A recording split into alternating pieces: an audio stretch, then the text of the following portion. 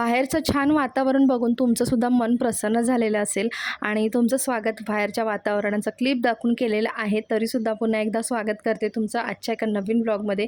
तर आज सकाळी सकाळी मला 2 वेगवेगळ्या प्रकारचे नाश्ते बनवावे लागले, म्हणजे आलूचे पराठे आणि त्याचबरोबर गवडाचा शिरा. तर ते का ते तुम्हाला पुढे मी ब्लॉगमध्ये सांगेन. त्याचबरोबरनं मला सकाळी कळतच नव्हतं की चांगलं झालं की वाईट. सकाळी सकाळी दूध फाटलं होतं. तुम्ही बघू शकता 1 लिटर पूर्ण दूध जे होतं ना, तर ते फाटलं होतं. तर चांगलं की वाईट मला त्याच्या कन्फ्युजनमध्येच मी होती. आणि पराठे प्रज्ञेला दिले टिफिनमध्ये आणि त्यानंतर मग मी झाली फ्री, कारण थोडंफार माझं घरातली कामं आवरली होती. तर माझा आणि लोलोचा ना हा मे टाईम असतो प्रज्ञा स्कूलला गेल्यानंतर. आणि लोलोसाठी मी बनवलं होतं लिंबू सरबत आणि माझ्यासाठी ॲज युज्युअल जो मी गाजर, बीट, काकडी आणि आवळा टाकून ज्यूस बनवते तर तो घेतला. आणि त्यासोबत ना त्याच्यासोबत भरपूर साऱ्या गप्पा मारल्या आणि त्याचं ड्रॉइंग वगैरेसुद्धा मी बघत होती. तो तुम्हाला सगळं सांगत होता मी काय केलं काय नाही. जेव्हासुद्धा ना मी किचनमध्ये असते आणि तो बाहेर असा बसलेला असतो, तर त्यावेळेला मी त्याच्यासमोर ना ड्रॉइंगचे बुक असू दे किंवा काही खेळणी आहे सगळं मी असं ठेवत असते, जेणेकरून ना तो कशात ना कशात बिझी राहील आणि तो मलाही डिस्टर्ब करणार आहे आणि त्यालासुद्धा काहीतरी करायला मिळतं. तो सांगत होता मला मी रोबोट मम्मी कलर केला आहे. सो त्याचं म्हणणं होतं की तू व्हिडिओमध्ये दाखव, तर त्यामुळे मी दाखवलं. आणि आता सांगत होता मला जर सरबत पिऊन झाल्यानंतर मी ना हा केक जो आहे ना कपकेक तो कलर करणार आहे. तसा तो कलर होता पण त्याला अजून पुन्हा एकदा कलर करायचा होता. आणि छान निवांत आम्ही बसलो होतो, गप्पा केल्या होत्या. आणि मुलांसोबत ना संवाद साधणं नक्की गरजेचं आहे, कारण मुलं ना जशी जशी मोठी होतात ना आपण त्यांच्याशी जितकं बोलू ना ते तितके आपल्याशी फ्रेंडली होतात. आणि बघा माझं पनीर जे होते ना ते रेडी झालं होतं, म्हणजे मी सकाळी दूध जे फाटलं होतं त्याचं पनीर केलं. मग एवढं दूध फाटल्यानंतर काय करू शकतो म्हणून म्हटलं चला पनीरच करूया आपण त्याचं. आणि इथे ना मी ॲक्च्युली ना काल जेव्हा मी फ्लिपकार्टवरून काही गोष्टी मागवल्या तर त्याच्यासोबत ना ही एक क्रीम मागवली होती ब्राईटची. आम्ही आता नवीन रूममध्ये शिफ्ट झालो आहे आणि तिथे ना नळांवरती ना खूप सारं असं रस्ट होती, म्हणजे आपण गंजाचे डाग बोलू शकतो किंवा एकदम खूप घाण झाले होते आणि ते बघून मला ना कसं तरी वाटायचं.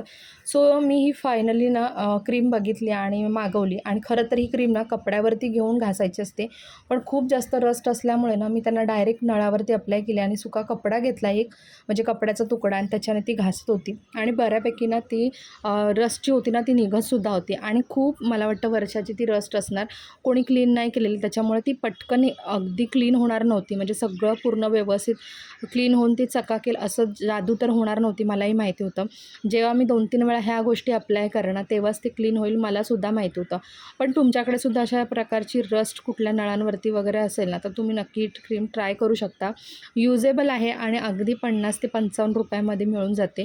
डिस्क्रिप्शन बॉक्समध्ये मी याची लिंक देऊन टाकेन. आणि जेव्हा अजून 2-3 वेळा मी या गोष्टी करेन ना क्लीन, तेव्हा नक्की शेअर करेन. तर पुन्हा एकदा थोडीशी क्रीम लावून ना मी त्याला सोडलं होतं नळाला आणि म्हटलं चला आता आपला गॅस जो आहे तो क्लीन करून घेऊया. तर सकाळी काय झालेलं, दूध थोडंसं ते म्हणजे फाटलं होतं, त्याच्यानंतर त्याचं पाणी तिथे खाली उतू गेलं आणि त्याच्यानंतर माझी घाई असल्यामुळे ना ते मला साफ करायला मिळालं नाही. जनरली मी साफ करत असते सगळ्या गोष्टी लगेच, पण खूप घाई झाली आणि त्याच्यामुळे ते राहून गेलं.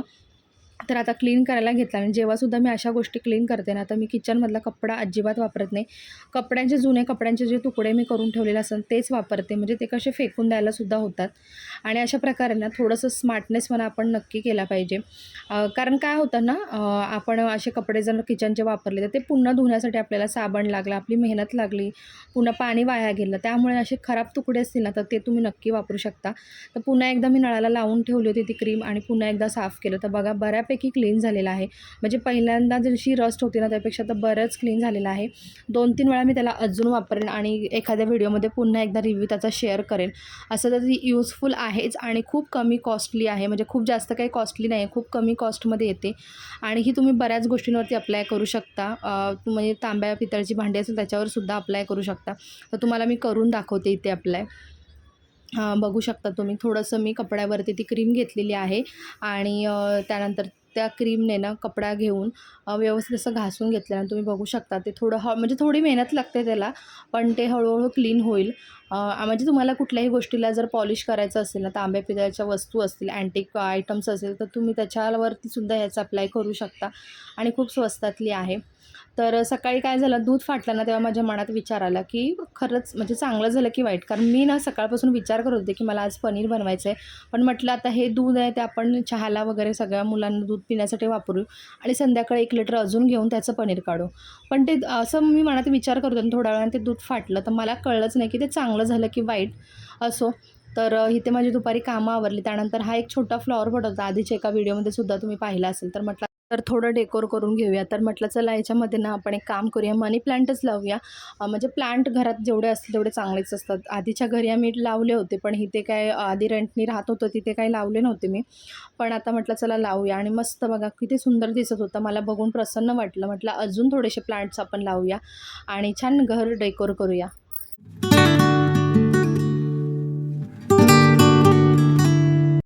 त्यानंतर हे ना गावी जाऊन आले होते एका दिवसासाठी आणि येताना माझी ही राहिलेली बॅग गावी मी ठेवून आली होती. म्हणजे ॲक्च्युली आम्हाला येताना खूप सामान झालं होतं.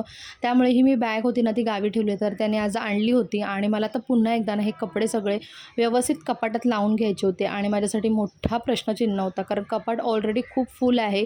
त्याच्यामध्ये अजून कारण आपण दिवसेंदिवस ना कपडे हे घेतच असतो नवनवीन. म्हणजे पूर्वी कसं असायचं ना 2-3 जोड आपल्याकडे नेमके कपडे असायचे. पण आता असं झालं ना की कपडेसुद्धा इतके स्वस्तात मिळतात आणि इतकी व्हरायटी असते आणि ट्रेंडप्रमाणे नंतर आपण काळाप्रमाणे बऱ्याच गोष्टींमध्ये चेंजेस करत असतो आणि अशाने आपल्या घरामध्ये कपड्यांचा बाजार पसारा खूप झालेला असतो. तर माझंसुद्धा असंच झालेलं आहे सध्या आणि काही कपडे मला आता होतही नाही आहेत. माझं थोडंसं वेट गेनसुद्धा झालेलं आहे. त्यामुळे काही कपडे मला होत नाहीत. तर म्हटलं आज ना काही करून ह्यातले कपडे जे आहेत ते काढून टाकावे, जुने जे असतील मला होत नसतील आणि हे नवीन कपडे त्यांना ॲडजस्ट करावं. आणि अगदी मला असं वाटतं आता काही कपडे असे पण आहेत माझ्याकडे की मी वर्षानुवर्ष ते वापरलेले आहेत आणि ते अजिबात कुठे खराब झाले आहेत आणि माझ्या कम्फर्ट झोनप्रमाणे आहेत. तर म्हटलं ते सुद्धा आपण आता काढूया कारण खूप वर्ष झालं आहे. एखाद्या कपड्याला आपण किती वर्ष वापरावं. त्यामुळे ह्या सगळ्या गोष्टी मी करत होते आणि त्यानंतर मग माझं ते झालं. आणि पुन्हा एकदा ना मी फ्लिपकार्टवरून ऑर्डर केल्या होत्या गोष्टी म्हणजे व्हेजिटेबल्स ऑर्डर केलेले. त्यानंतर मीठ संपलं होतं आणि हिमालयन पिंक सॉल्ट काय अवेलेबल नव्हतं. सो त्यामुळे मी साधं आयोडीन युक्त सॉल्ट जे आहे ते मागवलं. त्यानंतर एक तेलाची पिशवी, थोडेसे व्हेजिटेबल्स म्हणजे काकडी वगैरे सॅलडचे, काही साबण, बिस्किटचे पुडे वगैरे म्हणजे जेवढं छोटं मला म्हणजे जास्त खूप मोठी ऑर्डर नाही मी करत सध्या कारण 2-3 वेळाच झाले तरीसुद्धा ना चांगले आलेत ऑर्डर. आणि पुदिना वगैरेसुद्धा मागवलं होतं. मुलांचं अचानक ना पाणीपुरी खायचं मन झालं. माझ्याकडे काही भिजलेले कडधान्य नव्हते. तर पटकन मी मूग आहे ना गरम पाण्यात भिजत ठेवले आणि ते बॉईल करून घेतले. 2 बटाटे उकडलेले होते ते फ्रीजमधून काढून घेतले. आणि तुम्हाला माहिती आहे माझ्याकडे नेहमी ना तिखट गोड चटणी बनवलेली असती. पण गोड चटणी होती, तिखट चटणी संपली होती. त्यामुळे मग पुदिन्याची बनवणार होती.